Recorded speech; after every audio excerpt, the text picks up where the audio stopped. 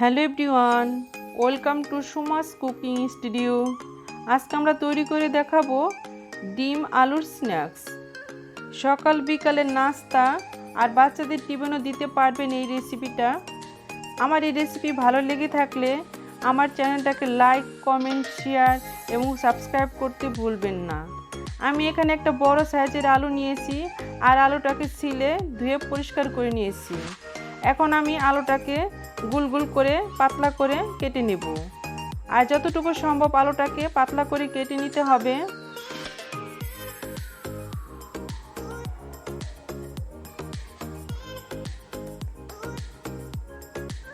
আমি এভাবে করে পাতলা করে আলুটাকে কেটে নিয়েছি।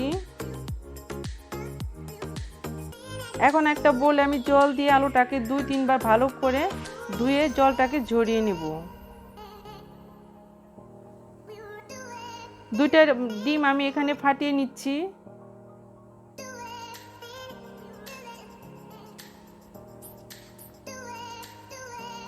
দিয়ে দিচ্ছি এখানে স্বাদ মতো লবণ,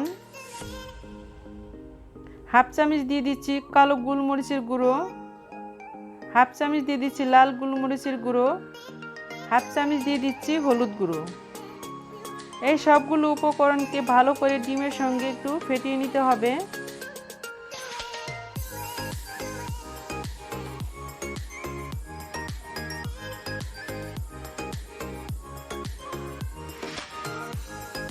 এখন আমি একটা প্যান নিয়ে নিয়েছি আর এই প্যানের ভিতরে আমি কেটে রাখা আলুগুলোকে সমান দূরত্ব রেখে সুন্দর করে সাজিয়ে নিব। আর এভাবে করে কিন্তু আলুটাকে ভালো করে সুন্দর করে সাজিয়ে নিতে হবে, এই সমান দূরত্ব রেখে।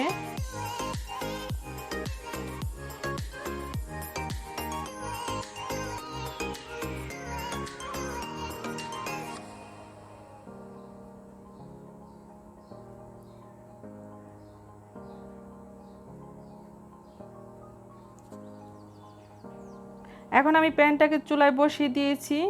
এখন রেগুলার রান্না করার তেল দিয়ে দিচ্ছি এখানে 3 চামচ, আর দিয়ে দিচ্ছি সামান্য পরিমাণ একটু লবণ।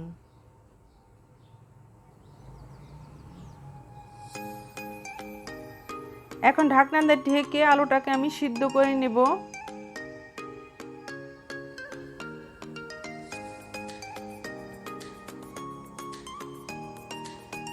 একটা কাঁটা চামচের সাহায্যে আমি আলুটাকে চেক করে নেব সিদ্ধ হয়েছে কিনা। ফেটে রাখা ডিমটাকে এখন দিয়ে দিচ্ছি।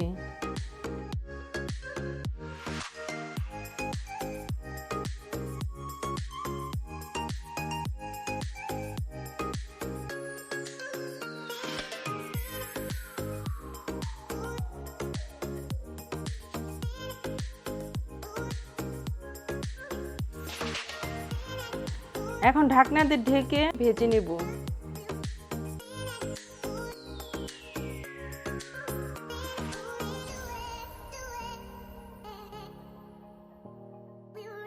একটা পাশ হয়ে গিয়েছে, আমি উল্টে দেব এই পাশটাকে।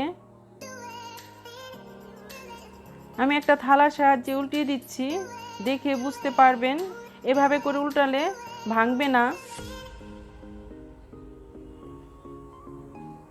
একটা পাশ কিন্তু খুব সুন্দর হয়েছে, অপর পাশটাও একটু এভাবে করে ভেজে নেব।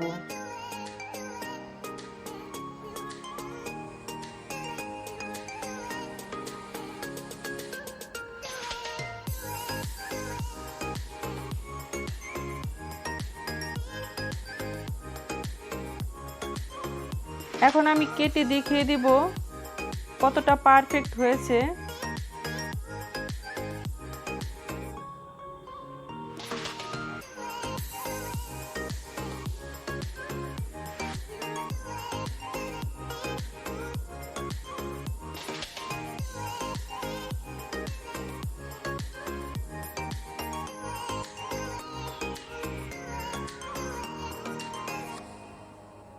আমি 1-2টা পিস তুলে দেখিয়ে দিলাম।